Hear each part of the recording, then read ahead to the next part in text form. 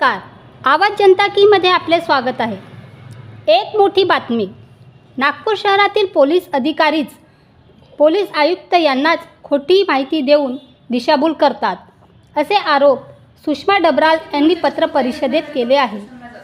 कोतवाली police ठाण्याचे पूर्व police निरीक्षक संदीप बुआ यांनी अनेक प्रकरणात खोटी माहिती आयुक्तांना दिली आहे। त्यांनी आपल्या पदाचा गैरवापर करून दिशाभूल केली आहे। सुषमा डबराल म्हणाले की त्यांच्या जीवाला धोका आहे। त्यांनी पोलीस संरक्षण मागितले असता तब्बल 1.5 वर्ष होऊन सुद्धा संरक्षण मिळाले नाही। जर जीवाला काही झाले तर संदीप बुआ हे जबाबदार राहतील व त्यांनी असे अनेक प्रकरणांबद्दल माहिती दिली व पोलीस आयुक्तांनी जर चौकशी करून न्याय दिला नाही तर आम्ही हायकोर्टाचा दरवाजा खटखटणार। धन्यवाद। वेगवेगळ्या प्रकारच्या झाल्या त्या पोलीस स्टेशनमध्ये। अंदाजन 21 वर्ष आजच्या परिस्थितीत आहेत पोलीस स्टेशनच्या अभिलेखावर। शासनाचा नियम म्हणतो की 3 आठवड्यात कोणत्याही अर्जावर चौकशी होऊन अंतिम निर्णय अर्जदाराला देऊन त्याचं समाधान करावे, पण त्या अर्जदाराचं समाधान होत नाही। दुसरी घटना अशी की खूप वर्ष झाल्याने नागपूरचे पोलीस आयुक्त सिंगल सरांनी ह्या इतक्या अर्जाच्या अनुषंगाने त्यांनी बोलवलं मला। पीआय, डीसीपी, एसीपी सगळ्यांना हॉलमध्ये बसून त्यांनी मीटिंग घेतली। त्या मीटिंगमध्ये पीआय बुवा यांनी त्यांना खोटी माहिती दिली। ही जागा राजा भोसलेची आहे। राजा भोसलेची जर जागा असती, राजा भोसलेंची ती जागा आहे ती राजा भोसलेंना माहीत आहे। त्याचा कोणताही दस्तावेज नसताना, चौकशी न करताना त्यांनी खोटी माहिती दिली। सीपी साहेबांकडे 4 वरिष्ठ अधिकाऱ्यांच्या मौजूदगीमध्ये अगर ते असे खोटे बोलू शकतात म्हणजे ते तुम्हाला नाही देऊ शकतील, प्रश्न निर्माण झाला। म्हणून मी माहितीचा अधिकार टाकला की असा असा दस्तावेज तुम्ही म्हटलं, दस्तावेजाचं नाव घेतलं बक्षीसपत्र म्हणून, की त्यांनी बक्षीसपत्र दिलं। तर म्हणून मी माहितीचा अधिकार टाकला की तुम्ही इतक्या मोठ्या मीटिंग मध्ये तुम्ही बक्षीसपत्र राजा भोसलेंनी दिलं, कारण माणूसही मोठा, सांगणारेही मोठे, ऐकणारेही मोठे, पण कुठेतरी घटना मोठी होणार होती म्हणून माहितीचा अधिकार टाकला। त्यांना जेव्हा माहिती मागितली की तुम्ही राजा भोसलेंनी दान दिलं, दानपत्र म्हटलं, तर म्हणून तो माहितीचा अधिकार मागितलं। 30 दिवसाच्या नंतर एक पाण्याचा उत्तर मिळाला, अभिलेखावर उपलब्ध नाही। म्हणजे तुम्ही खोटी माहिती दिली, वरिष्ठांना दिशाभूल केली, म्हणजे तुमची मनशा आहे त्या गैरकानूनी काम करणाऱ्यांना सपोर्ट करायचं आणि जे योग्य आहे त्याचा तपास करायचा नाही। तो तपास करायचा नाही होता म्हणूनच त्यांनी पूर्ण 1.5 वर्षापासून ते आहेत आणि त्यांच्या नावावर सगळे अर्ज असून त्यांनी एकही अर्जावर आजपर्यंत चौकशी केली नाही। सुदैवाने त्यांना काय वाटलं माहित नाही, चौकशी न करता प्रेस नोटमध्ये 1/2/2025 रोजीच्या संयुक्तिक उत्तर ह्या टायटलचं पत्र आलं। तो आला 11/2 ला। मी जेव्हा तो पत्र पाहिला तर मला हे समजून आलं की कोणत्याही पोलीस स्टेशनचा संयुक्तिक उत्तर असा बिलकुल राहू शकत नाही, कारण कार्यालयीन प्रक्रिया आहे। त्याचा जावक असणं आवश्यक आहे, त्याचा आवक असणं आवश्यक आहे, त्याच्यावर पोलीस स्टेशनचा ठप्पा असणं आवश्यक आहे। त्या मूलभूत मतलब नॉमिनल छोट्या छोट्या गोष्टी आहेत त्या त्याच्यावर नाही। म्हणजे काय मला फसवायचं आहे की माझ्यावर काहीतरी वेगळा संशय आहे त्यांचा, समजून नाही आलं म्हणून मी त्याच्या उद्देशाने तेही डीसीपीला त्याच्यावरतीही लिहिलं की नाही समजून येत नाही तर तुम्ही याच्यावर मला सांगा की हा वाकई संयुक्तिक उत्तर आहे की अजून काही आहे। मग जेव्हा आपल्याकडे असेंब्ली असताना 18/12/2024 रोजी तिथं एक प्रोग्राम होणार होता मोमीनपुरा ठिकाणी। एका माणसाने मला ते माहीत झालं की माझ्या जागेवरती कोणी प्रोग्राम करत आहे म्हणून मी तक्रार केली त्यांच्याकडे। त्याच्या आधीच्याही तक्रारी आहेत त्यांच्याकडे। जेव्हा तक्रार केली की माझ्या जागेवर प्रोग्राम झाला नाही पाहिजे तर तेव्हा त्याला बोलवून बयान घेतलं। त्यांनी बयान घेतलं की नाही नाही माहीत, पण 168चा त्यांनी नोटीस दिला। CRPC 168च्या नुसार मतलब ती प्रतिबंधित त्यांनी घोषित केलं। त्याच कार्यक्रमात कोणतीही परवानगी नसताना त्यांनी पोलीस बंदोबस्त लावला। रात्रीच्या 12 वाजतापर्यंत पोलीस ते प्रोग्राम चालू राहिला। जेव्हा मला माहित झालं की पोलीस बंदोबस्त आहे आणि डीजे इतक्या मोठ्या जोरशोरात चालू आहे, मी पीआयला माझ्याकडे जे फुटेज आले ते व्हिडिओ सगळे पीआयला पाठवले। त्यांना व्हिडिओ पाठवल्याच्या नंतर त्यांचा काही रिस्पॉन्स नाही आला. दुसऱ्या दिवशी पोलीस स्टेशनमध्ये जाऊन मी त्यांना म्हटलं की सर तुमच्याचे नियमाचा उल्लंघन होत आहे. तेव्हापर्यंत मला हे नाही माहित होतं की यांनी बंदोबस्त लावला. पण लगेच मला माहित झालं त्याच दिवशी की पोलीस बंदोबस्त होता. पोलीस बंदोबस्त होता म्हणून मी त्यांची माहिती मागितली की कोण VIP होते, काय होते किंवा काय बंदोबस्त होता. तर त्यांनी 30 दिवसाच्या नंतर लिहून दिलं की VIP बंदोबस्त होता. पण त्या कार्यक्रमात कोणतेच VIP आलेले नाही. म्हणून कालच्या डेट 26 तारखेत मला त्यांनी पत्र दिलं की कोणतेच VIP तिथे आलेले नाही. म्हणजे हा बंदोबस्त कसा? वरिष्ठांचे कोणते कार्यालयीन पत्र? बिलकुल नाही. आणि इतका मोठा बंदोबस्त लावण्यासाठी कोणाची परवानगी नाही. म्हणजे मनमानी, जे कायद्यात आहे ते करायचे नाही, जे कायद्यात नाही आहे ते काम करायचे. म्हणजे काय शासनाचा जो पैसा आहे तुम्ही आपल्यासाठी वापरता असं झालं. दुसरी गोष्ट त्यांच्याकडे असलेले सगळे पुरावे त्यांच्याकडे आहेत. कोण काय करतात त्या क्षेत्रात अवैध मदरसे अंदाजन किती असतील मी सगळ्यांची तफ्तीश केली नाही म्हणून मी बोलू नाही शकणार किती असतील म्हणून. पण माझ्या निदर्शनात एक असा मदरसा आहे ज्याची मी पूर्ण तफ्तीश केली. सगळे डॉक्युमेंट धर्मादाय आयुक्त, वक्फ बोर्ड सगळ्यांकडून की कोण हजर होते. त्यांनी गुन्हा दाखल तर नाहीच केला, त्यांचे नावही देण्यास मना केला आणि त्यांनी लिहिलं तिथं पोलीस बंदोबस्त कार्यक्रमाकरिता बंदोबस्त पुरविलेला नसून, म्हणजे कार्यक्रमाला बंदोबस्त नाही पुरवला त्यांनी, VIP ला बंदोबस्त पुरवला. म्हणजे सांगा कार्यक्रमातच VIP आले पण तुम्ही कार्यक्रमाला बंदोबस्त न पुरवता. अबू आझमी महाराष्ट्राचे ते कुठच्या काय संबंध बिलकुल जुळत नाही. दुसरी गोष्ट ज्यांनी परवानगी मागितली तो मुख्य सचिव महाराष्ट्र, प्रमुख महासचिव समाजवादी पार्टी महाराष्ट्राचा आहे. राहणारा कुठचा आहे? कामठीचा आहे. कार्यक्रम कुठं करतो? मोमिनपुराला करतो. अर्ज कुठे देतो? तहसील पोलीस स्टेशनला. तहसील पोलीस स्टेशननी तरी त्याला बंदोबस्त दिला. कसा? माहिती नाही. वरिष्ठ अधिकाऱ्यांचा कोणताही पत्र नाहीये. जर का विचारायचं झालं बंदोबस्त द्यायसाठी जेव्हापर्यंत खुफिया विभाग, प्रत्येक पोलीस स्टेशनला खुफिया विभाग असतो, खुफिया विभागाची चौकशी होत नाही, ते आपला निर्देश देत नाही, प्रमाणपत्र देत नाही की इथं पुरवायचं आहे किंवा नाही, तेव्हापर्यंत बंदोबस्त दिला जात नाही. मला जिथपर्यंत माहिती आहे खुफिया विभाग याची नोंदच नाहीये. पोलीस स्टेशनला स्वतः नोंद नाहीये, रेकॉर्डवर नोंद नाहीये. म्हणजे हा कुठून आला? कसा बंदोबस्त? आणि छोटा मोठा नाही. त्याच्यानंतर दुसरा पत्र, मला शंका निर्माण झाली म्हणून दुसरा पत्र 168चा नोटीस त्यांनी दिलेला. त्याच्यात स्पष्ट लिहिलेला खाली वरील अटी 1 ते 5 आपणाकडून उल्लंघन झाल्यास त्यावेळी प्रचलित कायद्याच्यानुसार आपल्या विरुद्ध अस्तित्वात असलेल्या कायद्याने कायदेशीर कारवाई करण्यात येईल. पण कारवाई झाली नाही. त्याचे व्हिडिओ PI सरांकडेही आहेत, पोलीस स्टेशनला मी दिलेले आहेत, माझ्याकडेही आहेत. पण आजपर्यंत झाला नाही. त्यांनी केलं नाही म्हणून मी दुसऱ्या दिवशी सकाळी जाऊन गुन्हा दाखल करा म्हटलं. गुन्हा दाखल त्यांनी नाही केला म्हणून मी त्याच्यावरही तक्रार दिली. त्या तक्रारीवर आतापर्यंत निर्णय आहे नाही. जेव्हा की हे पुरावे माझे नाही आहेत, हे पोलीस स्टेशनचे आहेत. स्वतः त्यांनी दिलेले पुरावे आहेत. पोलीस स्टेशनचा लेटर ऍड वरती आहे. 89/2025 6/2/2025 काय म्हणतो? अबू आझमी आलेलं होतं कार्यक्रमात. आमदार होते ते.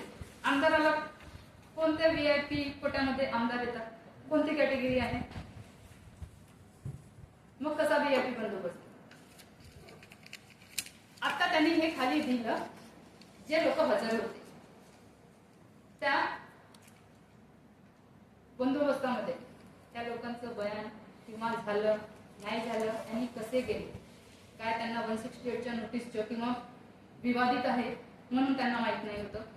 सगळं माहित असताना म्हणजे जनतेच्या डोळ्यात धूळ टाकण्यासारखे काम पोलीस स्टेशन करत आहे. संदीप बुवा करत आहे. सरळ शब्दात सांगत आहे. तहसील पोलीस स्टेशन बंदोबस्ताचे त्यांनी पैसे वगैरे भरले असतील ना? हे खाली लिहून दिलं मला त्यांनी.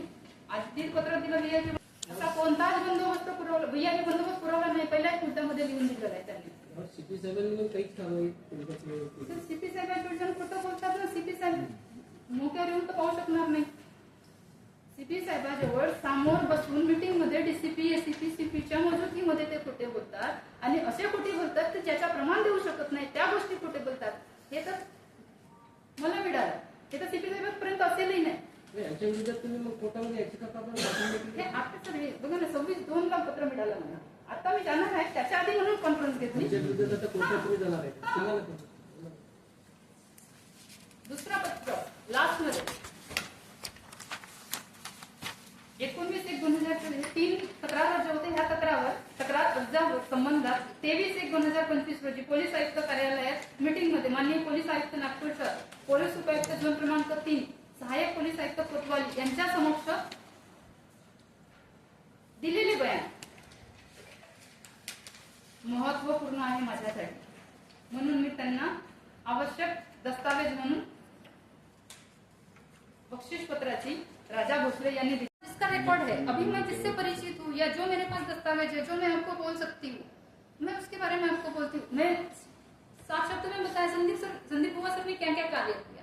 अभी उनका 17 तारीख को बर्थडे था फरवरी में, पूरा पुलिस स्टेशन सजा हुआ था. पुलिस स्टेशन को सजाने का अधिकार है? कोई कायदा है? नहीं है, बावजूद सजा है. ठीक है, आपने सजाए, कहाँ से पैसा आया, किसने दिया, या सीपी साहब ने परमिशन दी है, या पुलिस स्टेशन से मिला, या जिसको बंदोबस्त दिया उन्होंने दिया, पता नहीं. सवाल मेरा वो सजावट से नहीं है, उनसे भी नहीं है. कानूनी कार्रवाई नहीं हो रही है, वो मेरा सवाल है, और जो गैर कानूनी काम हो रहे हैं वो मेरा सवाल है. तो आपकी मांग क्या है? मतलब कानूनी कार्रवाई होनी चाहिए और संदीप बुआ सर पे भी कार्रवाई होनी चाहिए, ऐसा कहते हैं सर. जितना बंदोबस्त लगा था इसका कोई प्रमाण मिल जाए आपको, प्रमाण दो कि हाँ वाकई बंदोबस्त लगा, इस बात का प्रमाण तो है. लेकिन किसके कहने पे दिया गया, क्यों दिया गया, क्या कारण था उसका? वरिष्ठ अधिकारी से परमिशन है? कोई लेटर नहीं है. उतना बंदोबस्त मांगने के लिए आम इंसान को कितना पैसा भरना पड़ता था? आप अगर किसी काम के लिए बंदोबस्त मांगेंगे कितना पैसा भरेंगे? हर रैंक के हिसाब से पैसा होता है. खुफिया विभाग की चौकसी होती है. आवश्यक है या नहीं है? जब तक पुलिस स्टेशन ये निर्गति नहीं करता इस चीज की कि यहाँ बंदोबस्त की आवश्यकता है, तब तक बंदोबस्त नहीं दिया जाता. फिर बुआ सर ने किस बिहाव पे? बड़ा प्रश्न है.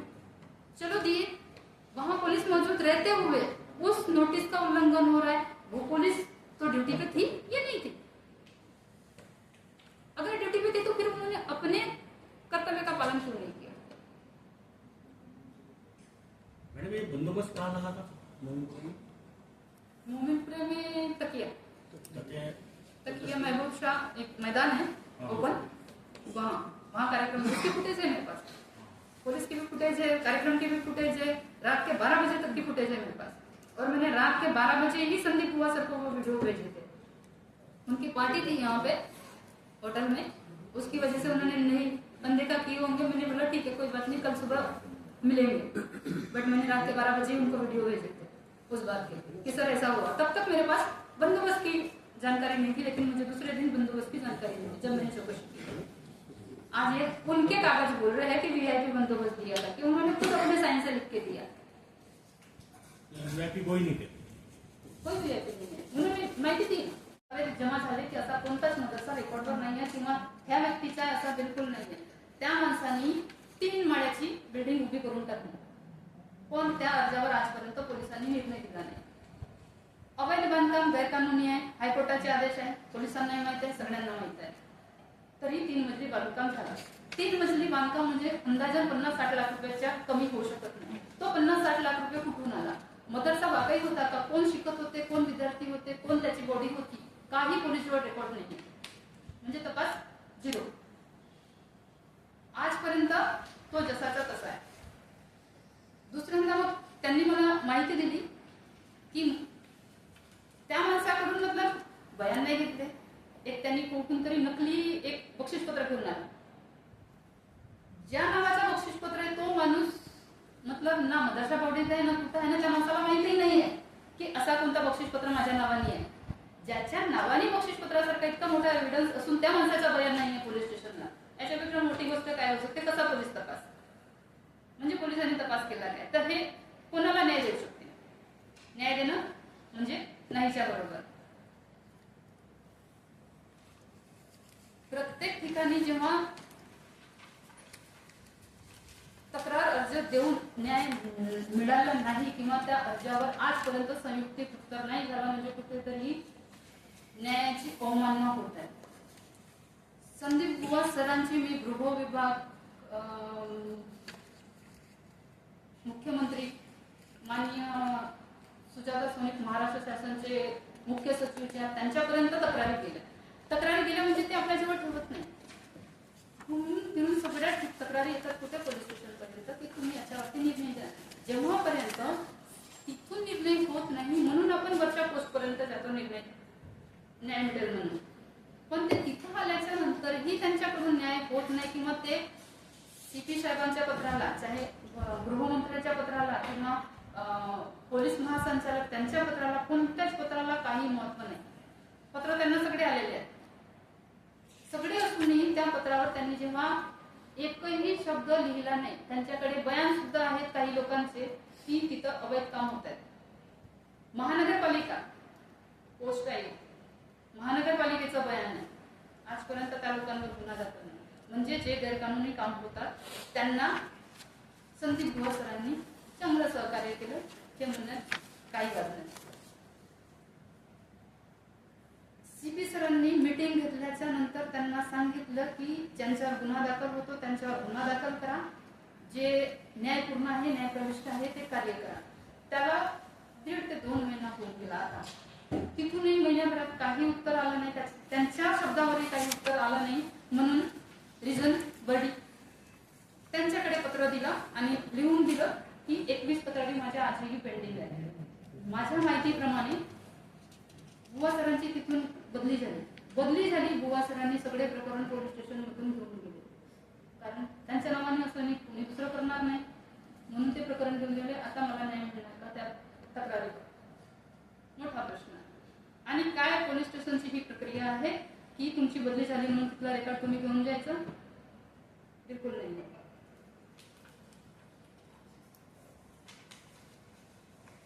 माझ्याकडे 292 पोलीस स्टेशन तहसील जावा क्रमांक 792 चा पत्र आहे. बघा, त्यांनी स्पष्ट उत्तर दिलं. 19/1/2024 तक्रार अर्ज तर माझे 22 पासून आहेत. पण ह्या अर्जावर जेव्हा मी आज माहिती मागितली तरी मला 26/2/2025 रोजी लिहून देतात की चौकशी सुरू आहे. म्हणजे चौकशी नाही हे त्यांनी लिहून दिलं. मी तर फक्त 2-3 अर्जावर मागितली पण त्यांचे एकही अर्ज झालेले नाही आहेत हे स्पष्ट आहे. हा संयुक्तिक उत्तर 1/2/2025 रोजी पाठवलेला, ज्याच्यात सीलही नाही आहे, कोणत्या पत्रावर चौकशी केली तेही नाही आहे किंवा ह्या पत्रावर जर का विचार केला तर याच्यावर माझी नकली साईन केली म्हणून माझ्यावर गुन्हा दाखल होऊ शकतो. कारण हा पत्र माझ्यावर कोणत्या पोलीस स्टेशनने पाठवलं किंवा जावा क्रमांक नसल्यामुळे हा गृहीत धरल्या जाऊ शकणार नाही. कोर्टात गेलं हा पत्र घेऊन याच्यानुसार मी न्याय मागतो. ह्या पत्राला जर का तुम्ही वाचलं कोणाचा संबंध कोणाशी जुळत नाही. अशी चौकशी पीए सारखे व्यक्ती अशी चौकशी करणं काय न्यायपूर्ण आहे?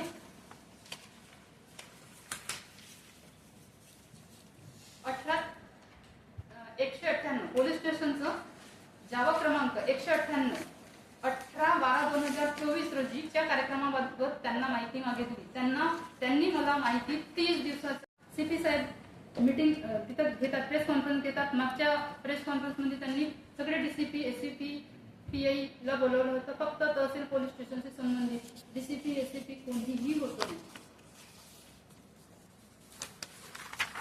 ते खोटं बोलतात म्हणून येत नाही की त्यांना मतलब लोकांच्या प्रश्नाचे उत्तर द्यायचे आहेत नाही म्हणून येत नाही किंवा काय कारवाई करून सीपी साहेबांची मग त्यांच्यावर जर येत नसतील तर नाही आहे ना. 25 तारखेला त्या दिवशी जेव्हा प्रेस कॉन्फरन्स होती नाही होते. कारण साहेब का कळत कारवाई करत होते तो मोठा प्रश्न आहे. आता तो प्रश्न तुम्हाला निर्माण करायचा आहे सीपी साहेबांकडे की सर हे असे असे पुरावे आहेत आणि हे आपल्याच विभागाचे पुरावे आहेत. अशी पत्र तुम्ही सीपी साहेबांना दिले का? कारवाई कडक कारवाई करा. कडक कारवाईचे दिले, सीपी साहेबांना दिले, गृहमंत्रालयांना दिले, सुजाता सोनिक जे महाराष्ट्राचे मुख्य सचिव आहेत त्यांना दिले. पण लास्ट मध्ये कुठेही तुम्ही पत्र द्या, येणार कुठे? Police station. लास्ट निर्णय कोणाचा आहे? Police station. वरिष्ठ अधिकारी कोणत्याही विभागाचे जेव्हा तुम्ही गेले तर कोणाला उभं करतात? आपल्या अधिकारी कर्मचाऱ्याला उभं करून विचारतात की असं झालं का? त्यांनी म्हटलं हो म्हणजे हो. तुम्ही किती खरे बोलता, किती तुमच्याकडे दस्तावेज, याला महत्व नसते. पण शासकीय माणसाने जर कोर्टात का बयान दिलं की ह्या माणसाला मर्डर करताना मी पाहिलं, त्याचं बयान इतका महत्वपूर्ण राहते, त्याला एव्हिडन्स म्हणून गृहीत धरले जाते. म्हणून शासकीय अधिकाऱ्याकरता CRPC कलम 168 अ ची प्रोव्हिजन आहे की खोटी माहिती देणे, त्यानुसार त्यांच्यावरती गुन्हा दाखल होतो. 1 वर्षाचा त्याच्यात प्राधान्य. आता प्रश्न आहे, हे सगळे निर्णय काय सीपी साहेब घेतील, कारण त्यांच्यासमोर झालेले आहेत, मागे नाही. आणि हे इतके जे अर्ज पडून आहेत पोलीस स्टेशनला, त्या अर्जावर कधी चौकशी होणार, कधी न्याय मिळणार, हा मोठा प्रश्न आहे. जर का पोलीस माझे मुख्य सचिव पर्यंत जर का पत्र गेलेले आहेत, इतके पत्र देऊनही जर का कारवाई होत नाही, म्हणजे आखरी फक्त रिट पिटिशन करायचं आणि हायकोर्टाला पोलीस विभागाचं समोर आणून द्यायचं, इतका पर्याय उरलेला आहे. कोणतीच प्रोसिजर अशी राहिलेली नाहीये की ज्याच्यात म्हटलं पत्र देणं बाकी आहे. सीपी सरांपासून, पोलीस महासंचालक पासून, मुख्य सचिव पासून, गृह विभागापासून सगळ्या ठिकाणी रिजन साहेब तिथेही पत्र देऊन झालं, असं कोणतंही विभाग नाहीये. मॅडम लास्ट मध्ये बावनकुळे साहेबांकडेही पत्र दिलेलं आहे, पुढचं पाऊल भाषा मांडलं पाहिजे. फक्त हायकोर्ट, त्याच्या व्यतिरिक्त दुसरं काही राहिलं नाहीये. असं बोलो मॅडम, आता तुम्हाला काय वाटते, PI संदीप बुवावरती कारवाई व्हायला हवी की तुमचे काम व्हायला हवी? सर, चौकशी झाली, जर का अर्जाची चौकशी झाली म्हणजे न्यायपूर्ण होईल. कारण दस्तावेज सगळे आहेत आणि पोलीस रेकॉर्डवरती आहेत.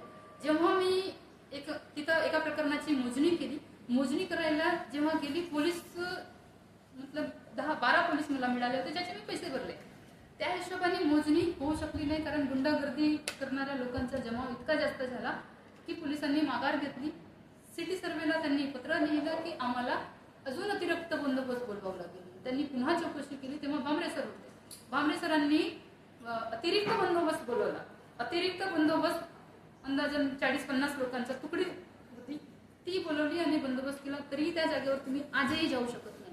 आजही का त्या जागेवर गेलं तर पोलीस स्टेशनला आधी अर्ज देऊन सांगावं लागते की मला तिथं जायचं आहे. सरकारी कार्यालयाचा कोणताही पत्र आला, चौकशी राहिली तर तिथं जायसाठी मला त्यांना पत्र द्यावं लागतं. जेव्हा मी आज पत्र दिलं तर दुसऱ्या दिवशी पोलीस स्टेशन मला बोलवतो आणि तो पत्र मागं घ्यायला लागतो की तुम्ही पत्र मागे घ्या, आपण समोर पाहू. असं करता करता 2-3 वर्ष निघून झाले, पण त्यांनी आजपर्यंत त्याच्यावर ना चौकशी केली ना गुन्हा दाखल कोणाची केला. जागा आहे ती? कोणाची जागा आहे ती? कोणाच्या जागेसाठी गेले?